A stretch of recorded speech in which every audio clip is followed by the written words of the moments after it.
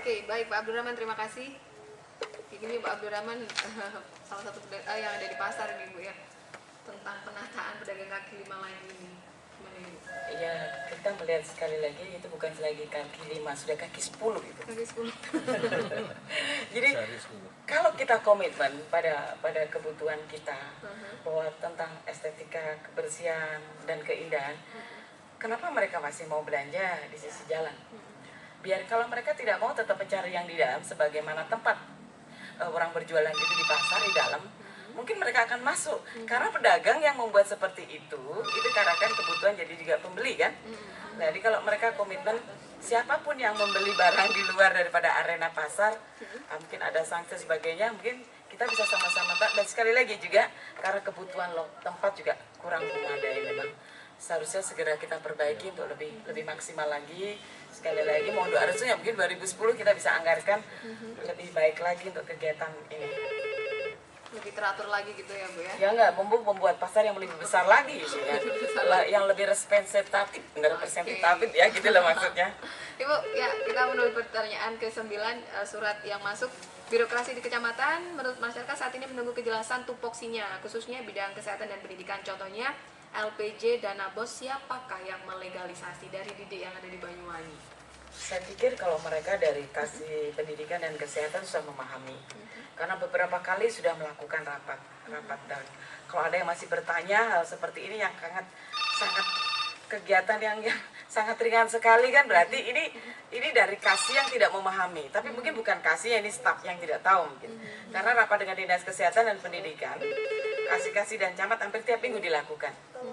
Jadi ini tidak perlu saya jawab, tapi karena sudah tupoksi mereka gitu loh. Iya. Oke. Dan kita segera terima penelpon kembali Rekam FM di 415055. Sudah ada yang bergabung ini ya. Kita ada Bapak Oyi yang sudah bergabung di sini. Ada di tukang kayu. Selamat sore Pak Oyi. PU sekarang. Selamat sore. Silakan Pak Oyi. 2008. Ini kan P2KB ini langsung pada masalah kata suara tentang Iya.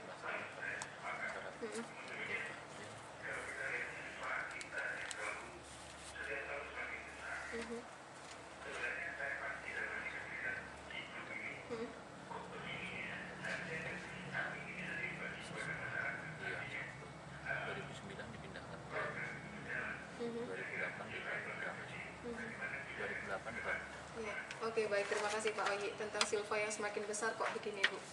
Bagaimana yang akan dilakukan supaya Silva yang menjadi kecil?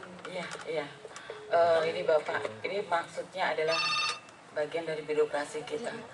Mereka membuat kegiatan yang tidak siap sekali. Sering pada sisi aturan mereka lemah. Pada sisi kegiatan dia hanya berpikir kegiatan saja, tapi pada saat penerapannya mereka tidak bisa jalankan, tidak bisa cairkan, akhirnya kita rugi waktu juga ya.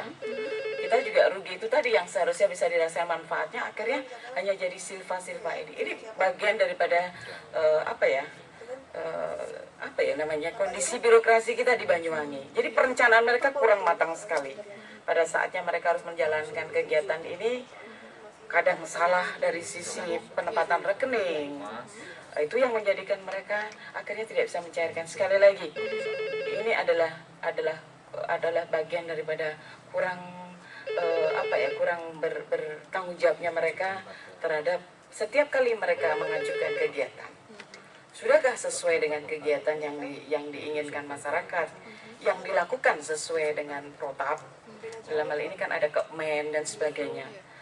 Pada saatnya mereka harus melakukan itu semua, dan tidak bisa, baru dia berpikir bahwa itu tidak sesuai dengan rekening, tidak sesuai dengan kegiatan di lapangan, nggak bisa meng-SPJ-kan dan sebagainya. Itu memang banyak terjadi karena itu perencanaan yang lemah mereka ya. Perencanaan yang lemah.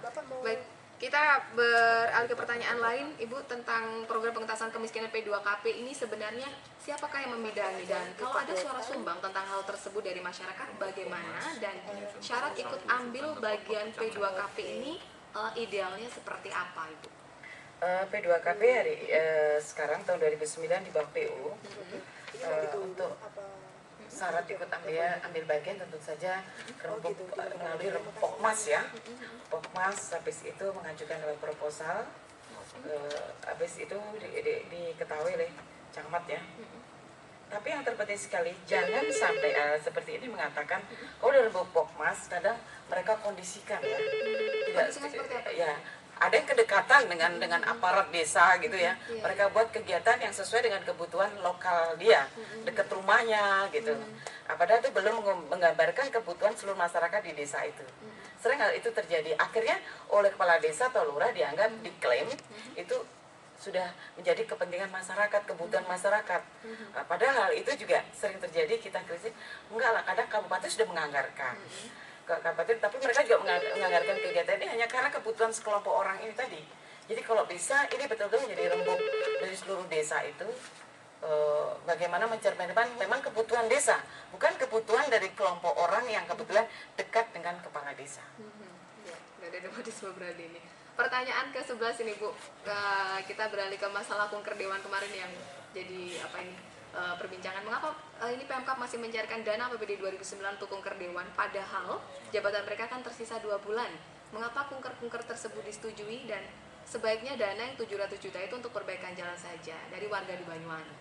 Ya, kalau itu kegiatan dilaksanakan karena sudah terplotting di APBD. Kenapa mereka masih berjalan menjalankan kunker padahal waktu mereka tinggal bulan sekali lagi ini kembali kepada Dewan. Kalau masyarakat merasa berat, jadi ajukan saja keberatan. Mereka kan wakil rakyat. Wakil rakyat mengajukan atas nama masyarakat bisa melakukan class action untuk menghapus atau tidak Dewan tidak melakukan kegiatan yang tercantum di APBD itu. Itu bisa masyarakat yang melakukan. Mereka kan wakil-wakil daripada rakyat itu. Itu kalau menurut saya, dan sehingga ada 700 juta untuk perbaikan jalan saja. Oh bagus, 700 juta kalau dilakukan dengan swadaya, aspal tetap kita yang menanggung. Jadi ini juga diberikan material pasir dan sebagainya, dapat 3 kilo itu Mbak, gitu ya.